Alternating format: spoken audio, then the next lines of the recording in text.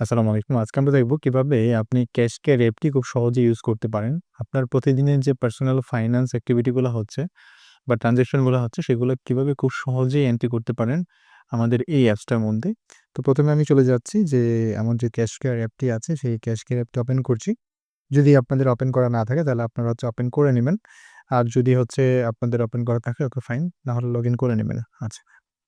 আমরা জানি যে প্রত্যেকটা অ্যাপস ইউজ করার ক্ষেত্রে ১ম এই আমাদের অ্যাপসটাকে অ্যাকাউন্ট ক্রিয়েট করতে হয়। মানে একটা অ্যাপে অ্যাকাউন্ট ক্রিয়েট করতে হয়। তারপর সেটার কিছু সেটিং থাকে, সেই সেটিংটা করে নিতে হয়। যেমন আমরা একটা রুম ইউজ করলে আমরা কোথায় ফার্নিচার কোথায় রাখবো সেটা সেটিং বলি। তো এই যে ফার্নিচার সেটিং করা আর প্রত্যেকটা জিনিস ইউজ করার আগে আপনাকে সেটিং করে নিতে হয়।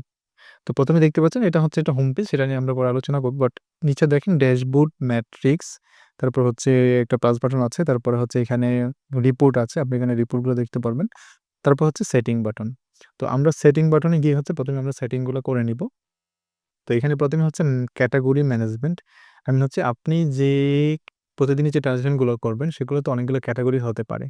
লাইক আয় করবেন, আপনার একটা আয়ের ট্রান্সেকশন হইতে পারে। তো আয়গুলো কোন ক্যাটেগরিতে হতে পারে। ডিফল্ট কিছু ক্যাটেগরি এখানে দেওয়া থাকবে যেগুলো মেক্সিমাম ইউজ হয়। বাট আপনার প্রয়োজনীয় কিছু ক্যাটেগরি আপনাকে এড করে নিতে হবে। তো এখানে দেখতে পাচ্ছেন যে আমাদের অনেকগুলা ক্যাটেগরি এখানে দেওয়া আছে। তো সেই ক্যাটেগরিগুলোর বাহিরেও যদি আপনি এড করতে চান সেক্ষেত্রে প্লাস বাটনে ক্লিক করে আপনি নতুন ক্যাটেগরি একটা দিয়ে নিবেন। দিয়ে দেন আপনি ক্যাটেগরি তৈরি করে নিবেন। সেটা জাস্ট নামটা দিয়ে ক্যাটেগরিটা ক্রিয়েট করে নিলেই হবে।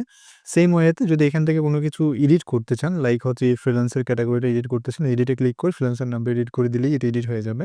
বা কোনো ক্যাটেগরি বাদ দিতে চাইলে আপনি এই যে ডিলিট বাটনে ক্লিক করে আপনি বাদ দিয়ে দিতে পারবেন।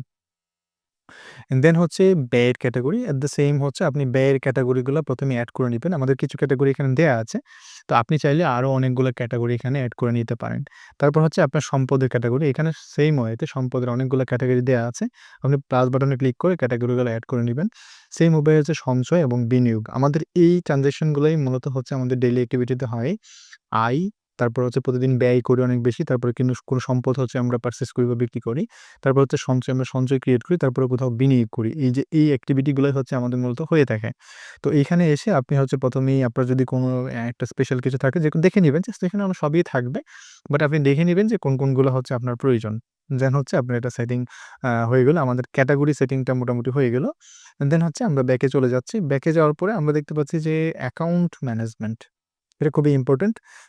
তো এখানে আসার পরে এই আমি এখানে অ্যাকাউন্টগুলো দেখতে পাচ্ছি। এখানে আছে বিভিন্ন অ্যাকাউন্ট, ব্যাংক অ্যাকাউন্ট আছে, মোবাইল অ্যাকাউন্ট আছে এবং ক্যাশ অ্যাকাউন্ট আছে। আপনার ক্যাশে টাকা থাকতে পারে, ব্যাংকে টাকা থাকতে পারে, আপনার মোবাইল ব্যাংকিং গুলোতে টাকা থাকতে পারে। তো আপনি এখানে যে পেমেন্ট পদ্ধতির মধ্যে আপনি ব্যাংক অ্যাকাউন্টগুলো এখানে এড করে নিবেন। মোবাইল ব্যাংকিং হলে মোবাইল ব্যাংকিং এড করবেন। এবং অন্য কোনো অ্যাকাউন্ট হলে সেটা অন্য কোনো নামে। যেমন কারো কাছে আপনি কিছু টাকা রাখতে পারেন। এটা মানে ক্যাশ হিসেবে আপনি একটা উনার নাম দিয়ে একটা অ্যাকাউন্ট ক্রিয়েট করেন যে উনার কাছে আমি কিছু টাকা রাখি, যেকোনো সময় আপনি ওখান থেকে নিয়ে নেন। তারপর এই অ্যাকাউন্টগুলো যোগ করেন। দেন আমার অ্যাকাউন্ট সেটিংটা হয়ে গেল। তারপর ক্রেডিট কার্ড ম্যানেজমেন্ট। যদি আপনার কোনো ক্রেডিট কার্ড থাকে, সেই ক্রেডিট কার্ডটা আপনি ১ম এ এখানে এড করে নিবেন। যেমন কার্ডের নাম, কার্ডের নম্বর, ক্রেডিট কার্ডের লিমিট। মানে আপনার এই ক্রেডিট কার্ডে কত টাকার লিমিট আছে, যেমন আপনি খরচ করতে পারেন। তারপর শুরুর ব্যালেন্স। এটা মানে কত টাকা খরচ করে ফেলছেন আর কত টাকা আপনি খরচ করতে পারবেন। এটাই মূলত শুরুর ব্যালেন্স। শুরুর ব্যালেন্সটা দিয়ে দেন আপনি এড করে নিবেন।